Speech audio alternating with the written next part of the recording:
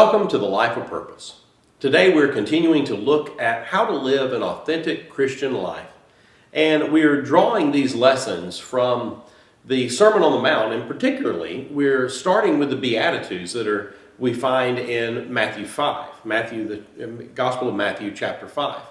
And today we're moving on to Matthew chapter 5, verse 6. And Matthew 5:6 says, "Blessed are those who hunger and thirst for righteousness, for they will be filled." Now, that's an interesting idea because most of us have been hungry and thirsty a little bit. A little. But we are blessed to live in a country, blessed to live lifestyles where unless we just have done something stupid and have not prepared properly, we can get food and water. So for us to understand what it means to truly be hungry for an extended period, to truly be thirsty for an extended period, is something kind of unknown to us. And it's also odd when you change that word to "happy are those who hunger and thirst." For us, we would think that it ought to say "happy are those who are filled, for they no longer hunger and thirst." Right. Because you're happy when you got food and drink. But Jesus says the very opposite of that. Right. And so he is saying that we find our happiness when we learn to hunger and thirst for righteousness. And that's the key word here is the righteousness, to be made right with God. And that's what we're hungering and thirsting for. And later on in the Gospel of Matthew, Jesus actually tells his followers that they're supposed to have righteousness that exceeds the Pharisees. Now, the Pharisees in Jesus' day, they kept the law and they kept it perfectly. As perfect as anybody, I guess, would keep the law in that period of time. But Jesus said, you need to have a righteousness that exceeds theirs because you need to be hungering and thirsting after God. And I love the way the Good News Translation puts this verse. It says, "Happy are those whose greatest desire is to do what God requires."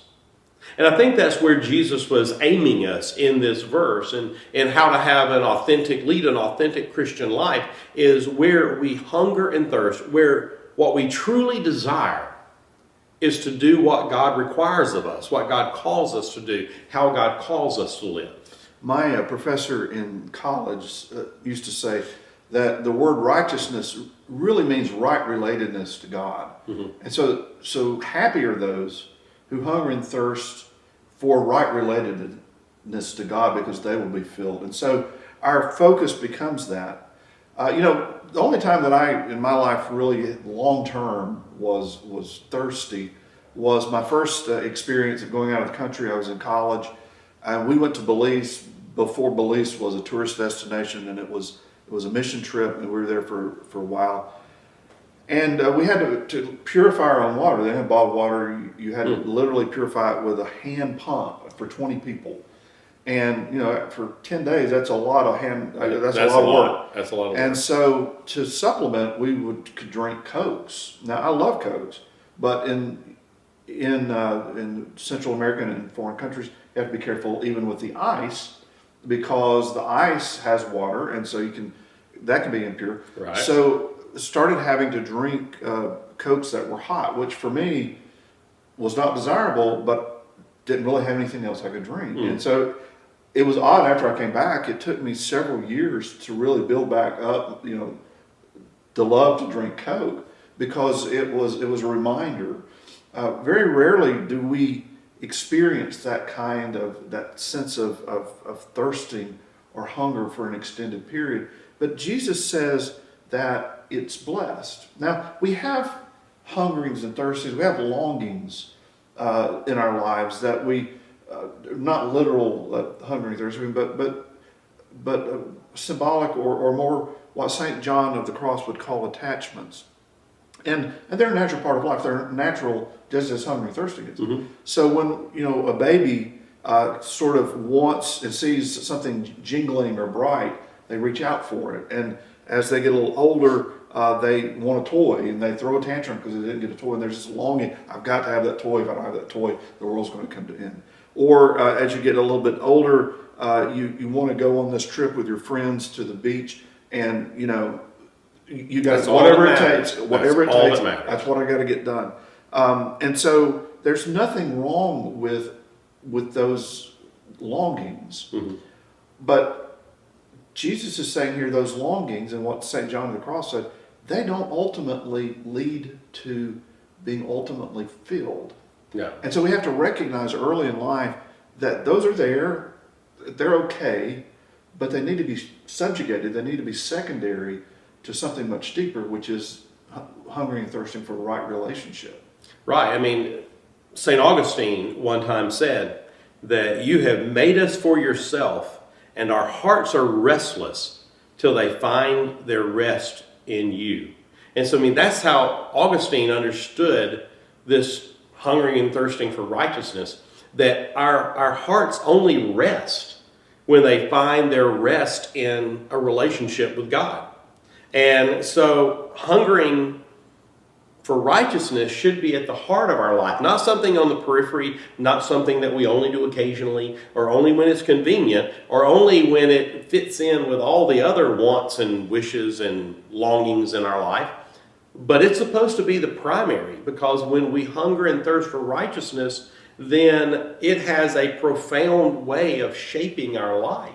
I think one of the saddest things as a pastor is when we see people who start longing and hungering, trying to fill that hungering and thirst by things that truly don't satisfy. Right. And so you start seeing people go toward relationships that are just destined to bring a mess in somebody's life, or substances that meet the need at the moment, but in the long term are going to hurt who they are and what they do, or they do something in their family's life that's going to be destructive. It's a longing that they have, but it's not the one that's going to lead to what St. Augustine talked about. No. It's only when we really start finding God that those longings begin to fade, and the true fulfilledness of life comes into play. Now, our second part in this particular episode comes from Matthew chapter 5. Now, blessed are the pure in heart, for they will see God. Now, the word pure, we put a lot of different connotations, kind of moral connotations, but for the people of Israel, there was kind of a literal meaning to pure, because throughout the Old Testament and in Deuteronomy and Leviticus, you have God telling the people, don't mix things together. Don't mix your cloth together. Don't mix your seeds together. Don't plow a field with an ox and with a donkey. And so to us that makes no sense. I mean, who cares if it's a donkey or not? But for the people of the Old Testament, this singleness was very important, and God was wanting to communicate that the more complex we get in life, the more scattered we are, the less likely we are to accomplish what we're called to accomplish. Right. I think, in today's world, if we want to call it the impurity of heart, right?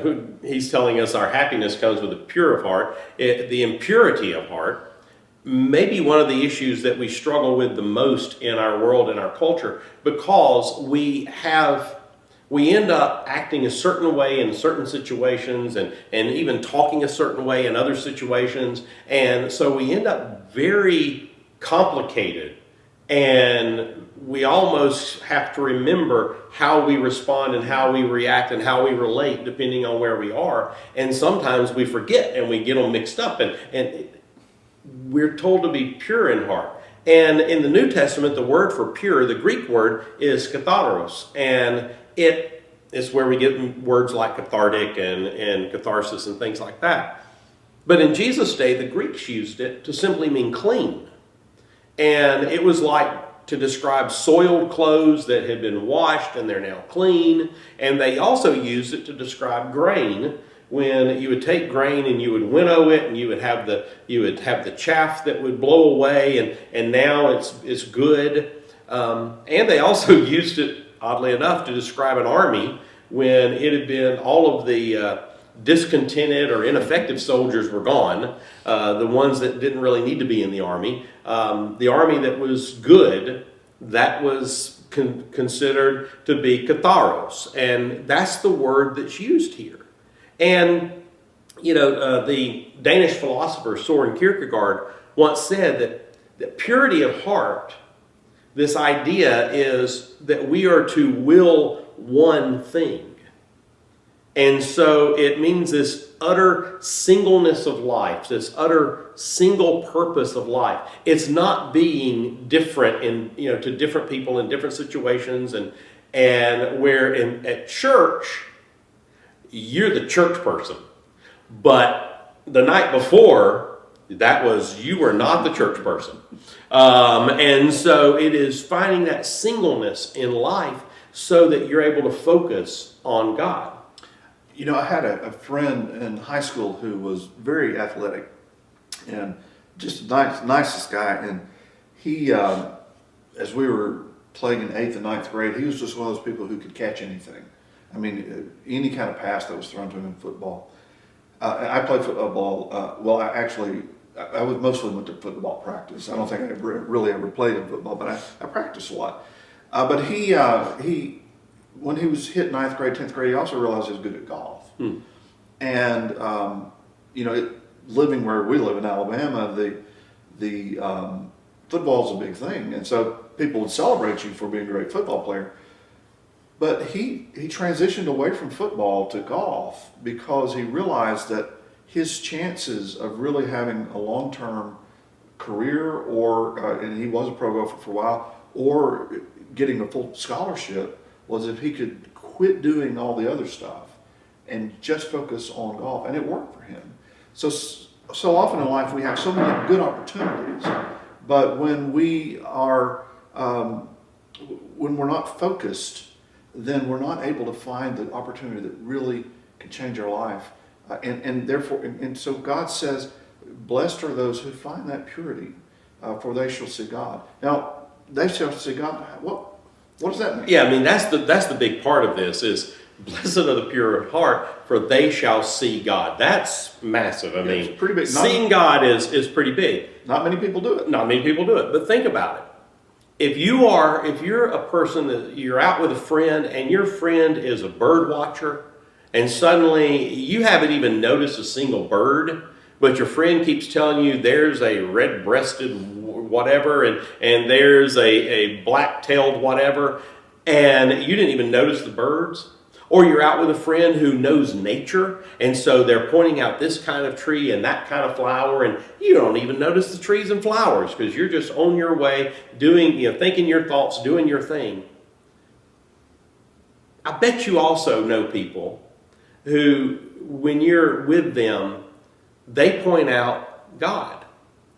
They point out moments when you're going through your life with them that they see God. They'll point out, did you see God today? In that sunset, how God painted the sky and it was beautiful. Or today I saw God in the face of this little child that came up and it was amazing.